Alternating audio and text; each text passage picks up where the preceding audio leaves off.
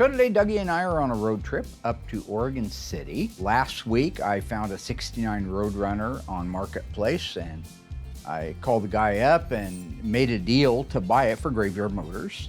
So what we have to do is go up and inspect the car to make sure it's right, make sure everything matches like it's supposed to, and then hand the gentleman the money, load it up on the rollback, and head back to town. Okay. What's wrong with that VIN right there? Just take a peek. Well, I'm not too worried about it, but it's kind of shiny. It's just means somebody's had the dash off at some point and used the wrong rivets to put it back in. Can be innocent. Lots to look at. Very interesting car. What Doug noticed on this dash VIN, very observant of him, the rivets are just standard commercial rivets. Now, originally, on Chryslers, they used a rosette rivet, multi-sided. We've shown it many times. We buy them, and when we restore the dash VINs, we take the plate off, we clean them up, we put a new transfer on them, rivet them back in place with the correct rosette rivets.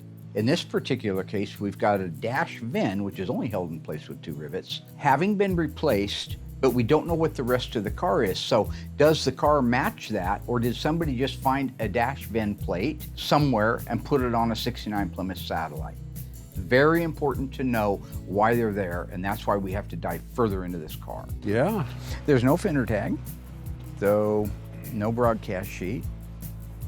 So we'll end up having to check the hidden numbers on it. I don't even know what color it was from the factory.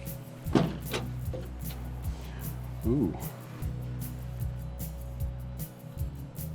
What do you see in there? What is it? Is it pink? Yeah. Sure is. I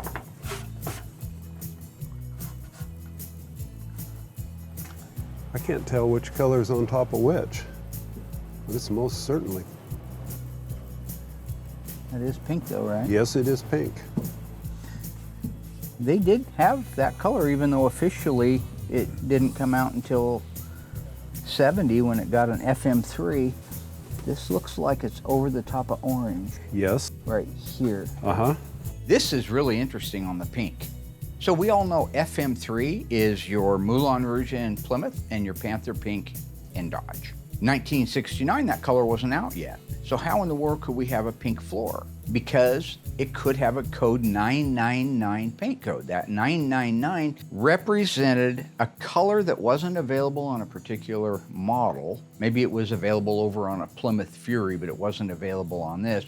Chrysler had it available. So they'd say, you can have the color, but we're gonna give you a code 999, and there's gonna be an upcharge for that. Now, the other time you see this is with corporate colors. So if you wanted all the vehicles red because your company was red, I think they waived the surcharge, the upcharge for it, but all of those would be coded 999 as long as it wasn't a color that was available on that particular model. If it was a color that would be available on that year, make, and model, then it would just have the correct paint code. So if this was a '70 Coronet, it would be FM3, but it's a '69. So it is possible this is a pink car.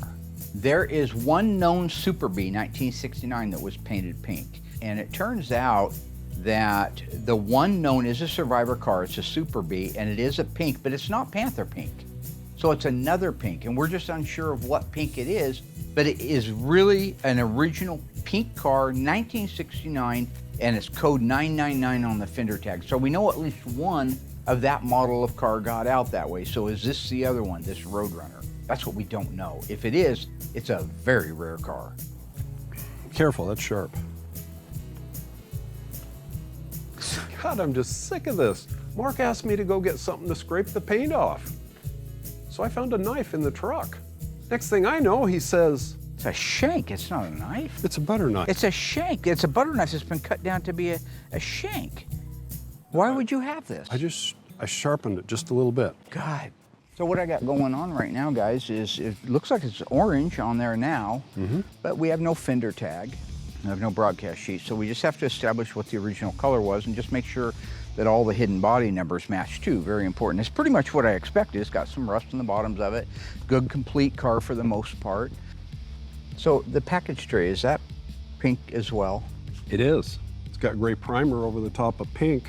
Okay, so I did start getting kind of excited when we looked in this '69 Roadrunner and saw the pink paint all over everything, but I didn't think pink came out until 1970. That looks pink. That is pink. Pink as bubble gum. God, that's amazing. Like I say, I know they made a few, but they didn't even have a paint code. I think the pink cars in 69 were like a 999 paint code. Okay. All right, very interesting. Yeah. Opening the trunk up, I saw orange everywhere. Orange on the hinges, orange on the guides, the plastic guides, the floor. I didn't see evidence anywhere in there of pink. So, without going too far down the rabbit hole, you gotta ask yourself, number one, at this point in the inspection, because that's all we are is just investigating, why do we have a pink floor, but we don't have a pink back half of the car in the trunk area? Has somebody clipped the car? Has the car been cut in half and married together a pink front of a car along with an orange back of a car?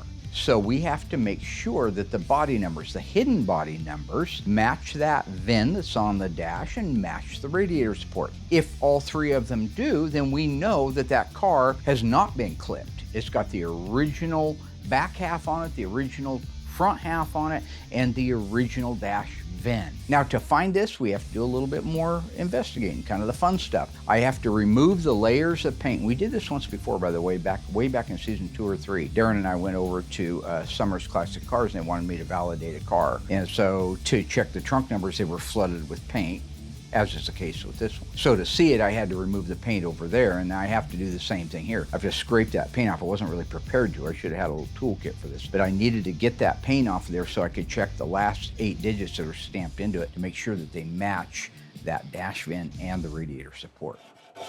Okay. It's anywhere in this run right here. Oh, here we go. I absolutely love this stuff too. It's like solving a mystery. It's just like the Alfred Hitchcock mystery magazines that my grandmother had when I'd stay with her at the coast. I would read those things for hours. I would go to our library here in town and they had these big hardbacks, and I even have a set of those today. Let's try some sandpaper on there. Is that an 8 and a 5? It's got G9. Okay. Go read the VIN to me. 9G. Yes. 224358. Beautiful. Boy, I was getting a little worried there. Yeah.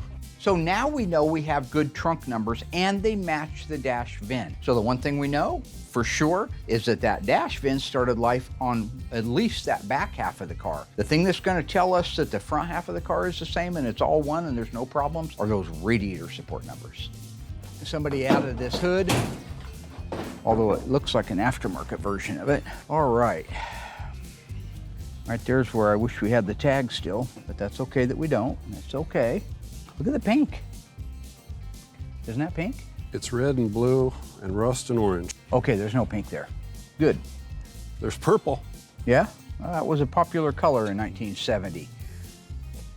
2-speed wipers. Manual steering. Manual drum brakes. Manual steering. Yeah.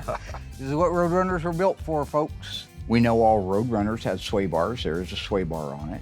This is a manual steering car. That was your base unit Roadrunner. Manual steering, manual brakes. These cars were born to go fast. They don't care about all of the luxurious stuff like some do. Some did. You know, you take Brett Torino's Coronet RT that we talk about all the time. So you can make a real luxurious version, but everything I'm seeing under the hood right now looks like 1969 Roadrunner, what I would expect to see. One of the things you have to be able to look past is when somebody rattled cans underneath the hood black, and that's what it looks like happened here. We've got no engine or trans, that's fine, that's how I'm buying the car. But it would be nice to see that original orange underneath there. In this particular case, they've gone all around it with black rattle can. I don't even have to scrape this, I can see it. Nice. Yeah, there's your numbers right there, folks. 224358, right? Yep. Looks like original K member. All Roadrunners came with sway bars. Standard heavy duty 11-inch drums. Good. Body numbers all matched, so the body hasn't been messed with. Somebody's had the dash out, but they used the wrong rivets to reapply it, which is just fine. When we restore the car, it'll get the correct rivets on it. Okay, so we have good news on the radiator support. It matches the dash fin, which matches the trunk lip, and that tells me, folks, this car is a real 69 Roadrunner. It's a little rough. They all are at that age. If for this kind of money, I didn't pay a lot for the car, but I have a 1968 383 in automatic that I inherited, which is the wrong year, but it would at least be a Roadrunner engine, a Roadrunner transmission. that I'll put in this car and make it at least whole. Maybe make it run, maybe make it just start up and pull around the parking lot under its own power. So Honest Mark can come at you with a beautiful one owner, mint condition, 69 Roadrunner. Like I say, everything on the car lined up, so I was in a position to get the guy out there, lay the cash on him, and get this car loaded up. What'd you learn today? Tell little boys and girls in TV land, what'd you learn? The VIN number has been changed from a different dash. It has the wrong rivets holding it in place. That is not necessarily what that means. We learned that the VIN number to this tag matches the one on the drip rail. We learned that the drip rail hidden numbers are original. And the core support numbers. And the core support numbers are original, and sandwiched in between them, it has that VIN there that has been off of the dash at some point and put back on. There's a chance this car went to a junkyard, who knows, back in the 70s. But they kept that, which is the most important thing, because you can't have a new one of those made. You can't? Nope, nobody's making those because it's against the law, which is probably what got you a shank in your back pocket. Whoa. Time in prison. What'd you do, a dime up in Salem? All right, we're gonna load this turkey up and get it out of here. Thank you, Thank you, Pat. my brother. Yeah, I appreciate you a lot, and You we'll too. get her loaded up. And All right. be watching for that used car salesman to be introducing this soon. All I had left was to get it loaded up, head back on the long, torturous trip back with Cousin Dougie. So, I got a question for you. What's with the shank, seriously? What's with the shank? Why would you have a shank? That's prison stuff. That's not a butter knife, that's a shank. But at the end of the day, we had a 1969 Plymouth Roadrunner, and I'm happy. It's back here, we'll get it put together, we'll get it up for sale. I just wished I could have gone up by myself and got it, and I probably could have, but Dougie's like a little kid that wants to go on the road trip with you. And I learned a lot about fried chicken, I learned a lot about things that don't mean anything to people. Now next time I have a plan. You take him to the rest stop, he goes in the bathroom, he comes out, I'm gone. What did I do wrong? Hello ghouls, Mark Worman here, the ice tray from Graveyard Carz. If you enjoyed this video, be sure to like it, drop a comment down below, and subscribe to our channel. We have fantastic stuff coming up, and some of it you've never seen before. I gotta go insult people. Hey Alice!